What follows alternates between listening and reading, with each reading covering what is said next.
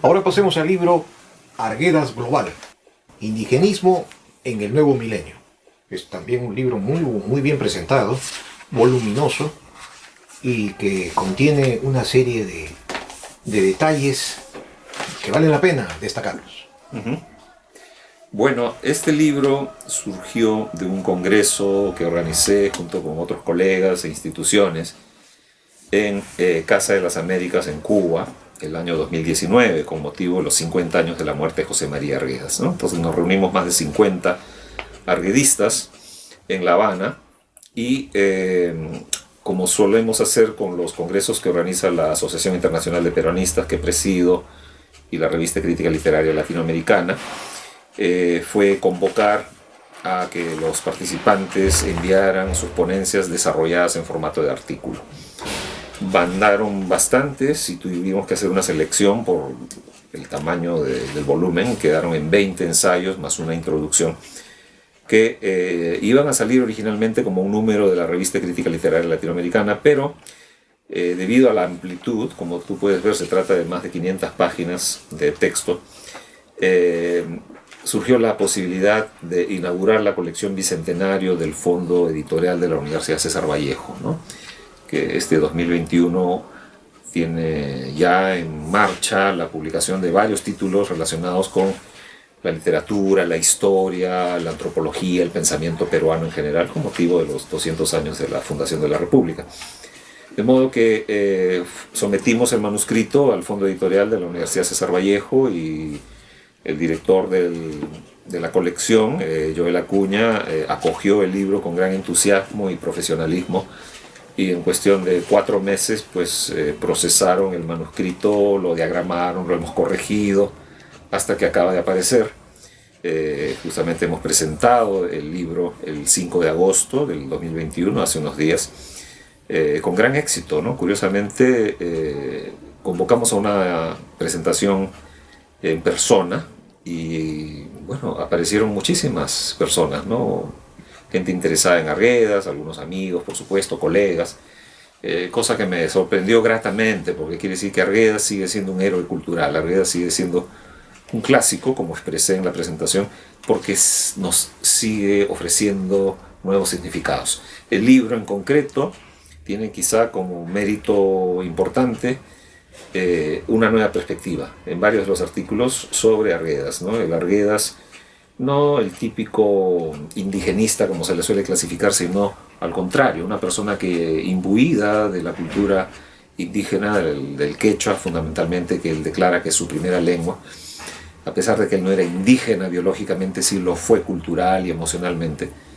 Entonces logra captar la episteme indígena o algunos rasgos de la episteme indígena, como por ejemplo la comunicación directa, interactiva y respetuosa con lo que en Occidente solemos llamar la naturaleza, ¿no? Sabemos perfectamente que la división entre cuerpo y pensamiento, desde Descartes en adelante, ha marcado una relación de los seres humanos con la naturaleza como un objeto, como una entidad explotable, ¿no? Utilizable. Y eso no es así en muchas culturas indígenas, al contrario. La naturaleza es un conjunto de seres vivos, de formas de espiritualidad que hay que respetar, que hay que conocer, que hay que cuidar. Y eso está ya en la literatura de Arguedas. Lo vemos, por ejemplo, en pasajes de sus novelas, desde Jaguar Fiesta hasta Los Ríos Profundos y, por supuesto, El Zorro Arriba y El Zorro Abajo. Y también lo vemos en su poesía. Entonces, estos son algunos de los temas que aparecen, ¿no? en este libro, Arguedas Global, y se le llama Global porque precisamente, como señalo en el prólogo, Arguedas, a pesar de que murió el año 69, o sea, ya van 52 años, nos sigue ofreciendo posibles soluciones a temas contemporáneos, ¿no? Sabemos que el mundo actual, el mundo globalizado, es producto de un borramiento de las culturas globales ejercidas por las políticas económicas neoliberales, ¿no? Y la transnacionalidad del capital y de las formas culturales.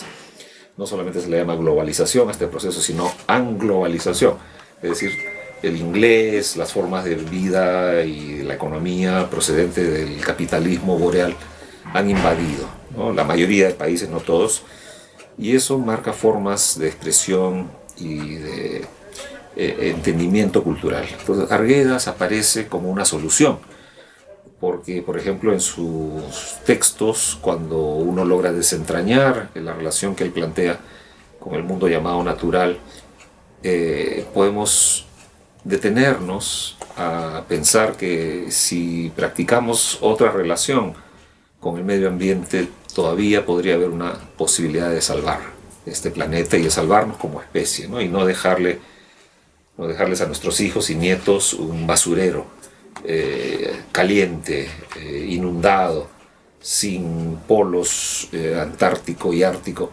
porque desgraciadamente eso va a limitar mucho la posibilidad de sociedades más felices y más plenas en el futuro. Entonces Arguedas aparece, como decía, como una especie de visionario, ¿no?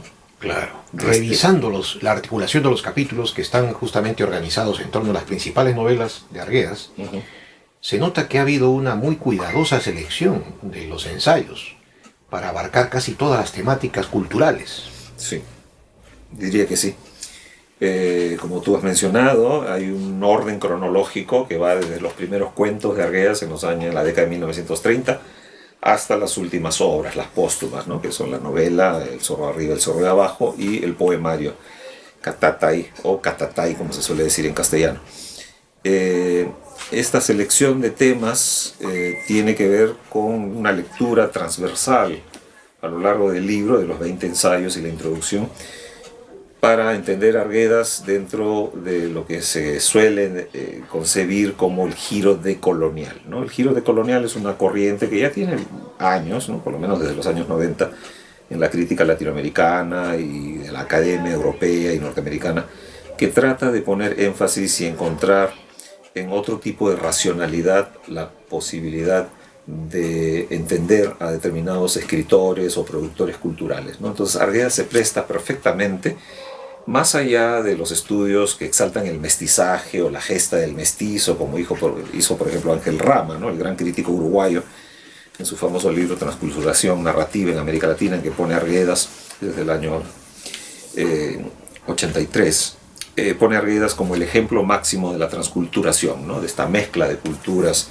indígena, española, europea en América Latina, y que eso explicaría su narrativa. Entonces ya estamos ahora, después de 40 años de Rama, en otro momento de la apreciación crítica, ¿no? Un momento que enfatiza ya no esos procesos de mestizaje o transculturación, sino más bien aquello que viene de una matriz del pensamiento indígena, de lo que los decoloniales llaman la episteme indígena, para descifrar en la obra de Arguedas respuestas a problemas actuales del 2021, ¿no? Como los que he mencionado.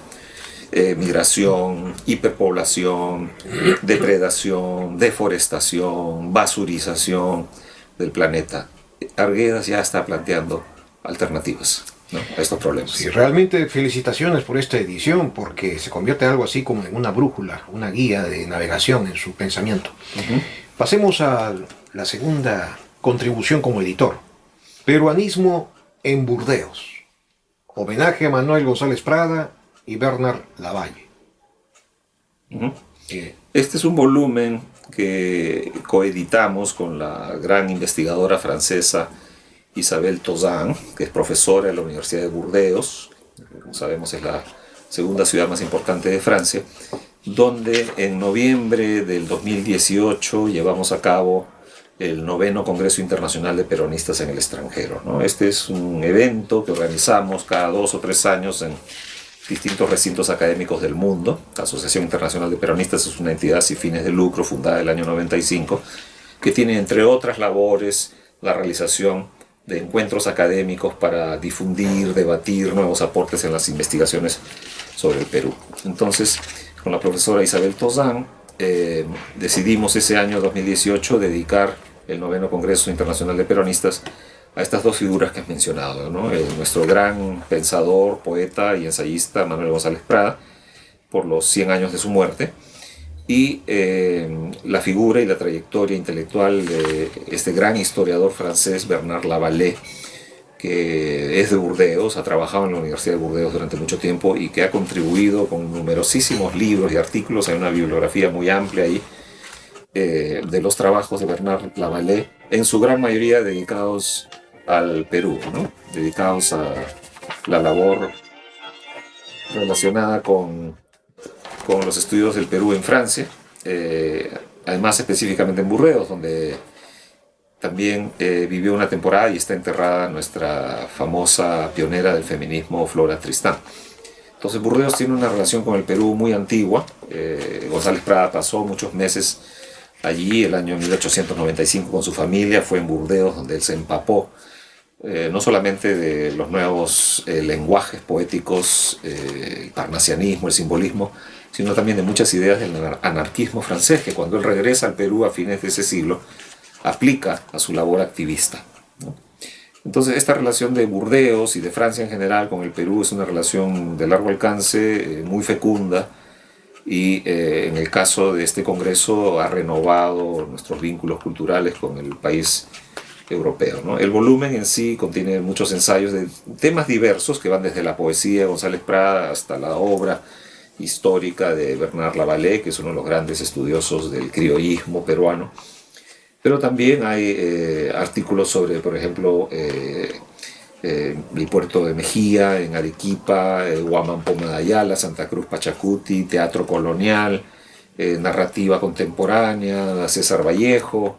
Es una especie de miscelánea o didascalia de numerosos temas que nos han llevado a la realización de un congreso muy exitoso, donde hubo más de 80 expositores, ¿no? de distintas partes del mundo, no solamente franceses y peruanos, sino españoles, hubo gente que llegó de Inglaterra, de Italia, sin duda, por supuesto, Estados Unidos, y constituye el testimonio escrito, impreso concretamente, de este importante evento, ¿no? Que antecede al próximo Congreso Internacional de Peronistas que está por realizarse del 20 al 22 de septiembre en la ciudad de Florencia, en Italia. Tú eres un trashumante peruanista. ¿Cómo explicas ese interés permanente de prácticamente todos los intelectuales y países del mundo por nuestra cultura? Bueno, tenemos una civilización antiquísima, ¿no? Más de 5.000 años de formaciones sociales, urbanas, agrícolas, y una sucesión de culturas que en un periodo mucho más reciente, el periodo llamado colonial y luego el periodo republicano, subyacen, ¿no? A nuestra historia, a nuestra cultura, a nuestras mentalidades, a nuestro dominio de los espacios geográficos. Entonces, uno puede decir el Perú es una invención reciente, ¿no? En efecto, es una república que apenas tiene 200 años de una endeble existencia, como sabemos, con instituciones muy precarias. Lo vemos ahora con todo el proceso electoral y postelectoral que estamos viviendo este año 2021. Pero el Perú también es mucho más, es una tradición que se transforma, es una tradición que se recoge, se inventa en cierto sentido como toda tradición nacional, curiosamente en un país donde el concepto de nación es todavía muy polémico, ¿no? Donde no se puede decir que exista una nación peruana, puede existir una idea de nación, un ideal de nación, pero en la práctica, como lo vemos, tenemos pues, por lo menos 48 lenguas originarias, la polarización tremenda entre la costa, concretamente Lima, y el interior del país, nos habla de una tensión inaugurada en el siglo XVI entre una república de españoles y una república de indios, ¿no? Que ya a principios del siglo XXI podría decirse una república criolla consolidada con los años de la república, y una multitud de naciones indígenas, también de formas mestizas de la nacionalidad, que conviven asimétricamente, ¿no? El dominio económico, social, cultural lo tiene Lima todavía, y Lima, que ha dominado durante 200 años de república, pues se resiste a perder el mango de la sartén, ¿no? Entonces, ¿qué es lo que nos puede unir? Finalmente es pensar que a pesar de todos los conflictos que existen actualmente en el Perú, hay algo mucho más profundo, muy anterior, que tiene miles de años de existencia, que es la capacidad de desarrollarnos en civilizaciones altamente sofisticadas sobre este mismo espacio, ¿no? Entonces, teniendo en cuenta esa tradición, el peruanismo no es una disciplina nueva, o sea, la practicó Raúl Porras Barrenechea, por ejemplo, el famoso Congreso de Peronistas que hizo en los años 50. Nosotros hemos simplemente retomado la posta, ¿no? Somos una generación ya no tan joven, pero todavía muy activa, vigente, que intenta recuperar esta labor, este criterio sobre el valor del Perú, y en otros países, por supuesto, existen también civilizaciones, trayectorias semejantes. México es el primer ejemplo que viene a la cabeza, pero Perú sigue siendo un foco de atracción por la inmensa riqueza de elementos culturales que ofrece desde hace miles y miles de años. Entonces nos sorprende que haya muchos peruanistas en Europa, en Norteamérica, en Asia, hasta en África. Hemos tenido algunos peruanistas que han participado o van a participar en nuestros congresos, porque Perú da para todo, ¿no? Tiene un capital cultural incomparable. José Antonio Mazzotti, muy agradecidos por esta gentil entrevista y esperamos una visita próxima con abundantes contribuciones igualmente. Muchas gracias, Gustavo, muchas gracias a Virginia y a Libros Peruanos por acogerme nuevamente en esta mañana de agosto del 2021.